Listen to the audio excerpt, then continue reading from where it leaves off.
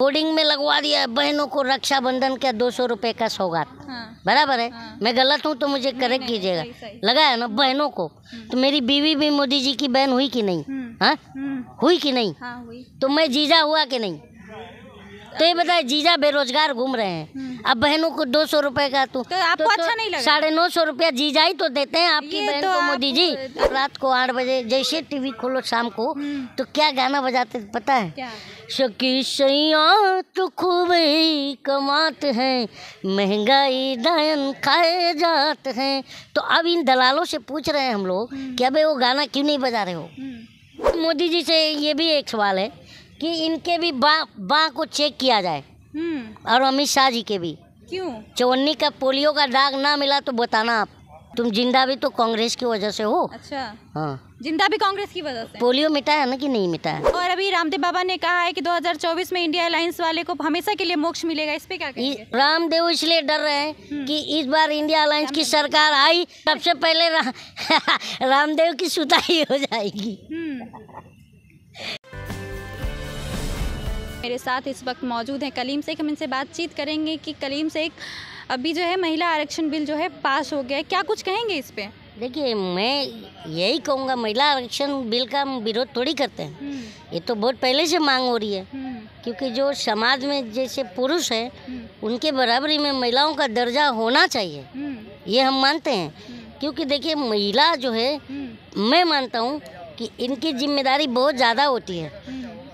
इनकी जिम्मेदारी बहुत ज़्यादा होती है, घर संभालना, बच्चे संभालना। बहुत सी महिलाएं जॉब पर भी जाती हैं, ये सब करते हुए भी घर गृहस्थी 2024 के लिए वो तैयार हैं कि भाई 2024 में वो, उन्होंने ये भी कहा है, मोदी जी का बयान है कि एक गरीब का बच्चा सड़क से संसद तक पहुंच गया है और वो भावुक भी हुए बहुत ज़्यादा।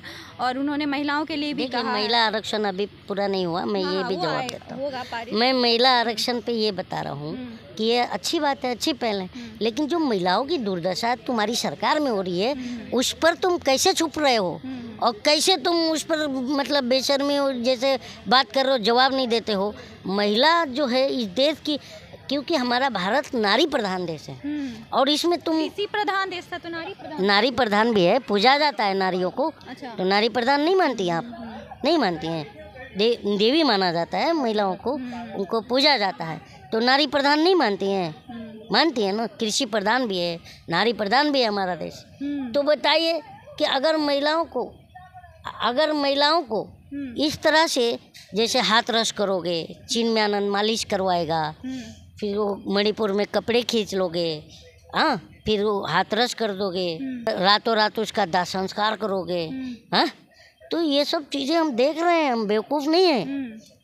तो ये मोदी जी जो तैयारी कर रहे हैं ना, ये अपने जाने की तैयारी कर रहे हैं। हाँ। और मीडिया के जो बहिष्कार की बात की जा रही है, कह रहे हैं निष्पक्ष और जो सही से पत्रकार थे उन्हीं का बहिष्कार कर एक बार तो ये कौन कह रहा है कि बहिष्कार गलत है? नहीं, अभी जब आप लोग सत्ता में, जब इंडिया, हाँ विपक्ष की बात करें, जब इंडिया अलायंस वाले विपक्ष में हैं तब हो जाना चाहिए था बहुत पहले। जब से इन्होंने चाटुकारिता स्टार्ट करी थी, पत्रकारिता छोड़कर, तभी इनका बाइकआउट होना चाहिए था। इंडिया अलायंस को बहुत लेट समझ में आई ये बात। अच्छा। और दूसरी बात, आप बहिष्कार की बात करती हैं तो ये लोग कहते हैं कि इंडिया अलायंस का बहिष्कार करना जो अभिव्यक्ति की आज़ादी पर जो है एक प्रहार है, ये लोग कहते हैं। तो बताइए, पत्रकार का बहिष्कार करना जो है, मैं मानता हूँ कि लोकतंत्र के जो अभिव्यक्ति की आज़ादी पर प्रहार है, बेशक है, लेकिन जो दलाली करते हैं उनका तो बाइकआउट करना चाहिए। उन्होंने पूरे मीडिया हाउस का तो नहीं किया है, चंद गिने चुने जो दलाली कर रहे थे, सत्ता के एकदम नतमस्तक थे, तो उनका विरोध हुआ। दूसरा लिस्ट भी आने वाला है, आएगा, वो अलग बात है। लेकिन ये बताइए, अभिव्यक्ति की आज़ादी पर चोट बता रही है ये बीजेपी, तो ये बताइए, जब रवीश कुमार एनडीटीवी में काम करते थे तो तब वो प्राइम टाइम जब करते थे तो ये संबित पात्रा और राकेश सिन्हा जो आरएसएस विचारक, उनसे बहस तीखी बहस हो गई रवीश कुमार की। तब से आज तक, जब तक रवीश कुमार थे एनडीटीवी में, बीजेपी अपना प्रवक्ता क्यों नहीं भेजती थी? तो अघोषित बहिष्कार किया हुआ था आपने, तब आपको लोकतंत्र के प्रहार पर चोट जो प्रहार। लोग तो ये भी सवाल उठा रहे हैं कि अभी संदीप चौधरी जो शो ले, संदीप चौधरी जो शो लेके आते हैं, सीधी बात, हाँ हाँ सीधा सवाल। ये बताइए, इनके खुद के जो शो में बीजेपी प्रवक्ता भेजना बंद कर दी है, तो क्या ये जो है अभिव्यक्ति की आज़ादी पर प्रहार है या नहीं है? दूसरी बात, अभिव्यक्ति की आज़ादी पर इतना जो है बड़े बड़े ज्ञान देने वाले जो हमारे सूचना एवं प्रसारण मंत्री हैं अनुराग ठाकुर जी, वो राजस्थान में ज्ञान दे रहे होते हैं नवजीवन के पत्रकार को।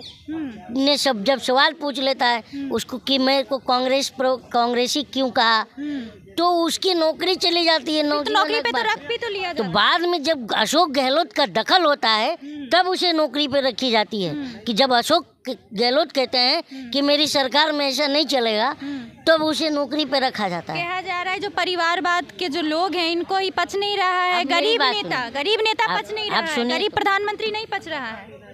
गरीब प्रधानमंत्री मैं तब पचेगा जब वो सच बोले। हाँ, कोई 8,500 करोड़ का प्लेन में घूम के 30,000 रुपए किलो का मशरूम खा के 2.5 लाख का सूट बदल के आके कहे कि मैं गरीब का बेटा हूँ और लोग मान जाए, तो वो मूर्ख है कि तो प्रधानमंत्री बनने के बाद। अरे प्रधानमंत्री बनने का ये अनिवार्यता है क्या कि आप 1.5 लाख के पेन यूज करेंगे? हाँ, 30,000 रुपए का मशरूम खाएंगे, 2.5 लाख का सूट बदलेंगे, 8,500 करोड़ के प्लेन में घूमेंगे, ये अनिवार्यता है? बताइए, आप पत्रकार हैं, ये अनिवार्यता तो है नहीं। तो ये तो सारे इसी देश सारे कहाँ करते हैं? इसी देश में लाल बहादुर शास्त्री जी भी रहे। बताइए क्या उनकी खर्च बताइए मैडम जी, वो भी रहे ना। हाँ। तो कहने का मतलब इनकी लोकप्रियता ज़्यादा है मोदी जी की। लोकप्रियता नहीं है, ये ब्रांडिंग है। अच्छा। साबुन, तेल, सरफ, टूथपेस्ट, ये हम लोग ब्रांडिंग देख के खरीदते हैं। अच्छा। लेकिन एक गलती इस बार क्या कर लिए कि हमने नेता ब्रांडिंग देख के चुन लिया। अच्छा एक बात बताइए, जिन दलालों, कौन सा ब्रांड आप बोल रहे हैं, कैसा ब्रांडिंग, कब? वही बता रहा हूँ, वही बता। ये जो जिन दलालों का बहिष्कार हुआ, आपको पता है ना, ये लोग 8:30 बजे रात को 8 बजे जैसे टीवी खोलो शाम को, तो क्या गाना बजाते पता है? क्या? शकी सैया तो खूब ही कमाते हैं, महंगाई दायन खाए जाते हैं। तो अब इन दलालों से पूछ रहे हैं हम लोग कि अबे वो गाना क्यों नहीं बजा रहे हो? महंगाई आज डार्लिंग क्यों हो गई है? तो हम पूछ रहे हैं ना। तो ये दलालों को क्या लग रहा, आप मोदी जी से सवाल कर रहे हैं, मोदी जी राष्ट्र ऋषि हैं, मोदी जी राष्ट्रपिता है। मानते हैं आप? नहीं, राष्ट्रपिता तो नहीं मानते। हाँ, राष्ट्र ऋषि मानती हैं? नहीं, ऋषि भी नहीं मानते, प्रधानमंत्री मानते। तो ये तो भाजपा ही कह रहे हैं ना। अच्छा। विष्णु के अवतार भी कह रहे हैं, मानती हैं? नहीं, ये तो नहीं मानते। तो फिर ये भगवान बना बैठे हैं नरेंद्र मोदी को। ठीक है, भगवान की बात आपने कही, तो वहीं पे स्टालिन जो है इंडिया गठबंधन के जो लोग हैं उन्होंने कहा है सनातन धर्म डेंगू है। इस पे आप कुछ कहना चाहेंगे? देखिए, धर्म के बारे में जिनको धर्म की राजनीति करनी है वो करें। हम धर्म की राजनीति के खिलाफ हैं और धर्म की राजनीति के खिलाफ संविधान भी है। तो ये जो कहा है स्टालिन ने कि सनातन इत्तेफाक नहीं रखता मैं। नहीं, इस पे कुछ मैं इत्तेफाक नहीं रखता। अच्छा। तो और अभी रामदेव बाबा ने कहा है कि 2024 में इंडिया अलायंस वाले को हमेशा के लिए मोक्ष मिलेगा। इस पे क्या कहेंगे? देखिए, जैसे ही इंडिया अलायंस सरकार में आई तो वैसे रामदेव को मोक्ष मिलेगा। अच्छा। हाँ, डर से सारे पत्रकार रामदेव के ऊपर हंसी आ रही मुझे, क्यों आ रही है पता है क्या? क्योंकि रामदेव बोल रहे हैं मोक्ष मिल जाएगा। मोक्ष मिल जाएगा। मोक्ष मिलेगा, मोक्ष मिलेगा ना। मैं मोक्ष समझ लिया था। नहीं, मोक्ष मिलेगा। जब मोक्ष मिल जाएगा तो ये बताइए कि रामदेव को मोक्ष मिला था जब सलवार पहन के भागे थे रामलीला मैदान से, वो वाला डर है। अच्छा। कि कहीं फिर से इंडिया अलायंस आई तो सलवार नहीं मिला तो क्या हाल होगा। लोगों का ये भी डर है कि जब इंडिया अलायंस विपक्ष में है तब इतने पत्रकारों का बहिष्कार कर रहे हैं। जब पक्ष में आएंगे, रामदेव इसलिए डर रहे हैं कि इस बार इंडिया अलायंस की सरकार आई तो कहीं सलवार नहीं मिला तो मेरा क्या होगा। नहीं, जब लोगों का ये भी बताइए, ये हमें देशभक्ति का सर्टिफिकेट देते हैं जिनका इतिहास कहीं पर भी आज़ादी के इसमें कोई है नहीं है। रामदेव जी क्या बात करेंगे? क्या आज़ादी में नहीं है, क्या योगदान किनका? अभी ये जो सत्ता में आज़ादी में योगदान मतलब समझ ही नहीं। भारत की आज़ादी में कोई योगदान है इनका? अच्छा। बताइए, जो देशभक्त की सर्टिफिकेट बांटते हैं। अच्छा, है क्या? तो कह रहे हैं इंडिया अलायंस वाले जब विपक्ष में हैं तब इतना तेवर दिखा रहे हैं, यानी कि और तभी अभी सत्ता में आ गए हाँ, तो सबसे पहले रामदेव की सुताई हो जाएगी। 2024 में आएंगे सत्ता में। हाँ, क्यों? मैं पूरा जग जाहिर है, मैं झूठ नहीं कह रहा हूँ। वो सलवार पहन के भागे थे, वो इसलिए बोल रहे होंगे, क्योंकि मैं इसलिए भी ये बात कह रहा हूँ कि 250 में रामदेव सिलेंडर दिलवा रहे थे। रामदेव 35 रुपए में डीजल और 40 रुपए में पेट्रोल और 40 रुपए में जो है डॉलर करवा रहे थे। और इनसे सवाल पूछ लो तो ये धमका देते हैं तुम लोगों को। तो 200 रुपये कम हुए हैं अभी। किस पे? सिलेंडर। अच्छा, सिलेंडर की आप बात कर रही हैं। आप भी एक महिला हैं, हम मेरी वाइफ भी एक महिला है। मोदी जी ने कहा था, जैसे होर्डिंग जाके देखिएगा, दर्शक भी देख लेंगे कि होर्डिंग में लगवा दिया है बहनों को रक्षाबंधन का 200 रुपये का सौगात। बराबर है? मैं गलत हूँ तो मुझे करेक्ट कीजिएगा। लगा है ना बहनों को?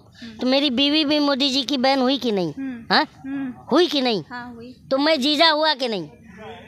तो ये बताए, जीजा बेरोजगार घूम रहे हैं, अब बहनों को 200 रुपए का तो आपको अच्छा नहीं लगा? 950 रुपया जीजा ही तो देते हैं आपकी बहन को मोदी जी। अच्छा, नहीं, मैं मोदी जी की मैं बात कर रहा हूँ कि 950 रुपया गैस खरीदने के लिए भी आपके जीजा ही तो देते हैं। ये तो आप गलत बात नहीं कह रहा हूँ। मोदी जी की बहन हमारी वाइफ नहीं है। ठीक है, ना अब मैं सीरियसली नहीं खुश नहीं हूँ। बस अरे किसी भी तरीके से भाजपा की बुराई ना, आप अगर जबरदस्ती हमारे घरों में आके रिलेशन जोड़ते हो और जब हम आपसे रिलेशन जोड़ते हैं तो बोलती हैं ये अच्छी बात नहीं। क्यों नहीं? आप बहन कह रहे हैं ना मेरी वाइफ को। अरे वो तो ठीक है, लेकिन आप खुश नहीं है। 200 रुपये कम हुए उससे खुश नहीं है। कहाँ से खुश हैं? 950 रुपया। गरीब का बेटा पच नहीं रहा है, प्रधानमंत्री बन गया। अरे गरीब का बेटा अगर 30,000 का मशरूम खाए, 8,500 का प्लेन लेके घूमे, तो ये बताइए, वैसा फकीर मैं भी बनना चाहूँगा, वैसा गरीब का बेटा। 2024 और जिस घमंडिया की बात कर रहे हैं ना मोदी जी, जिस घमंडिया की मोदी जी बात कर रहे हैं, उनसे कहिए कि अगर घमंडिया 60 साल अगर लोकतंत्र जिंदा नहीं रखा होता तो एक चाय वाला गरीब का बेटा पछता नहीं तो कैसे आ जाता ये प्रधानमंत्री बन के? बताइए, अगर लोकतंत्र जिंदा नहीं रखा होता 60 साल की सरकारों ने, 70 साल की सरकारों ने, तो ये चाय वाला और गरीब का बेटा ये आता क्या? मैं मोदी जी से ये भी एक सवाल है कि इनके भी बाँ को चेक किया जाए और अमित शाह जी के भी। क्यों? 54 का पोलियो का दाग ना मिला तो बताना आप। पोलियो कौन पिलाया? कांग्रेस की सरकार। तो पूछिए फिर क्यों विरोध करते हो भैया? तुम जिंदा भी तो कांग्रेस की वजह से हो। अच्छा, हाँ, जिंदा भी कांग्रेस की वजह से। पोलियो मिटाया ना कि नहीं मिटाया? अच्छा। बताइए, नहीं तो कुपोषण के शिकार होते कि नहीं पोलियो नहीं पीते? 2024 में कांग्रेस की सरकार आएगी? बिल्कुल आएगी। अच्छा, बिल्कुल आएगी। देखिए क्या होता है, बदलाव जरूरी है और प्रकृति का नियम ही परिवर्तन है। चलिए, बहुत बहुत धन्यवाद। फिर हम बातचीत करेंगे दूसरे किसी खबर के साथ।